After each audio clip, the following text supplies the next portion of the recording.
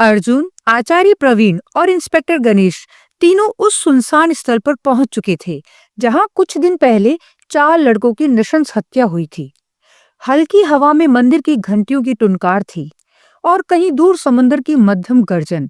पर उस जगह पर खड़ा हर इंसान एक अजीब सा बोझ महसूस कर रहा था। अर्जुन ने गहरी सांस ली। सर, कोणार्क मंदिर का इस पूरे घटनाक्रम से गहरा संबंध है। इंस्पेक्टर गणेश ने बोहें सिकोड़कर पूछा। वो कैसे? अर्जुन धीमे पर विश्वास के साथ बोला।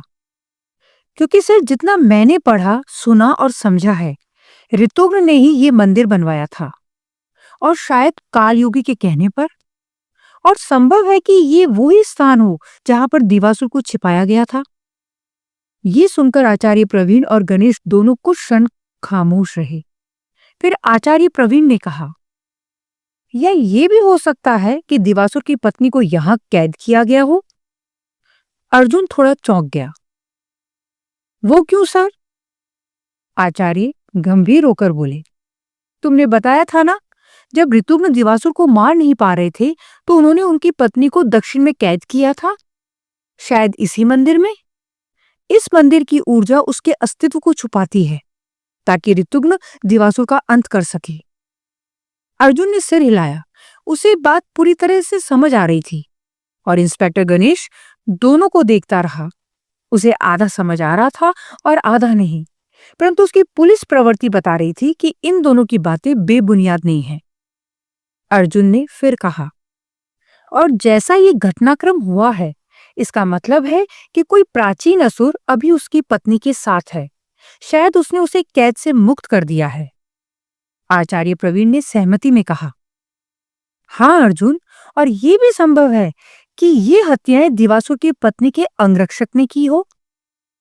इंस्पेक्टर गणेश पहली बार सचमुच डर गया था।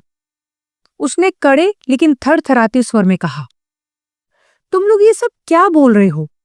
ये तो पागलपन लग रहा है। मुझे तो कुछ समझ नहीं आ रहा। अर्जुन शांत स्वर में बोला, सर, ऋतुग्न और दिवासुर की लड़ाई रणथंभौर में हुई थी। हर बार ऋतुग्न दिवासुर को मारते और हर बार दिवासुर की पत्नी उसे जीवित कर देती थी। इसलिए ऋतुग्न ने कोणार्क मंदिर बनवाया और उसे यही कैद कर दिया। इंस्पेक्टर गणेश चीखने की बजाय गहरी सोच में पड़ गया। उसके चेहरे पर पहली बार विश्वास की झलक उभरने लगी। आचार्य प्रवीण बोले, और फिर ऋतुग्न ने दिवासुर का अंत किया और उसे रणथंभौर में कहीं छुपा दिया। गणेश अब भी स्तब्ध था, लेकिन अब इन दोनों की बातों का कुछ हिस्सा उसकी आंखों से छिपा नहीं था। तभी अर्जुन ने कहा, फिर भी ऋतुग्न अपने लोक में नहीं लौट पाए। तब कालयोगी ने उनके रक्त से एक मणि बनाई।